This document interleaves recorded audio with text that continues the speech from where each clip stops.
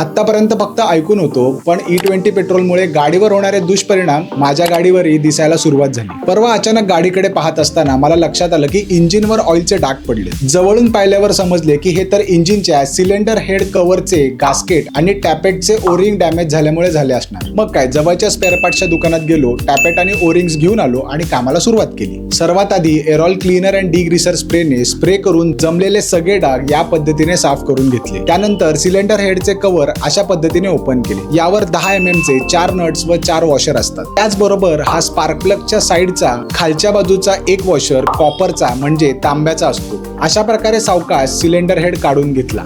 याचं गास्केट असं डॅमेज झाल्यामुळे ऑइल लीकचा प्रॉब्लेम येत होता। जुने चिकटलेले गास्केट अशा पद्धतीने स्क्रू ड्रायव्हरने आणि कटरने काळजीपूर्वक काढून घेतले। सिलेंडर हेडच्या ओपनिंगला सुद्धा चिकटलेले खराब गास्केट अशा पद्धतीने काढले। खालचा आणि वरचा टॅपेट 17 mm च्या स्पॅनरने ओपन केला। दोन्ही टॅपेट्सला एरॉल क्लीनर अँड डिग्रीसर स्प्रेने साफ करून घेतले व त्यातले जुने ओरिंग्स अशा पद्धतीने रिप्लेस केले। दोन्ही टॅपेट्स त्यांच्या जागी मग लावून टाकले। लक्षात ठेवा, हे दोन्ही टॅपेट्स लावताना खूप टाईट किंवा खूप लूज लावायचे नाही। मग सिलेंडर हेडवरचे नवीन गास्केट लावले आणि कव्हर लावून त्यावरचे वॉशर्स व नट्स लावले। या बाजूला कॉपरचा म्हणजेच तांब्याचा वॉशर लावायचा आणि झालं। इतकं सोपं होतं। घरच्या घरी तुम्ही सुद्धा गाडीचे काम करत असाल तर हा एरॉल कंपनीचा क्लीनर अँड डिग्रीसर स्प्रे नक्की वापरा, खूप कामी येतो। लिंक डिस्क्रिप्शन किंवा बायो मध्ये मिळेल। आणि अशाच DIY सर्व्हिसिंग रिलेटेड व्हिडिओसाठी गाडी फॉलो करा।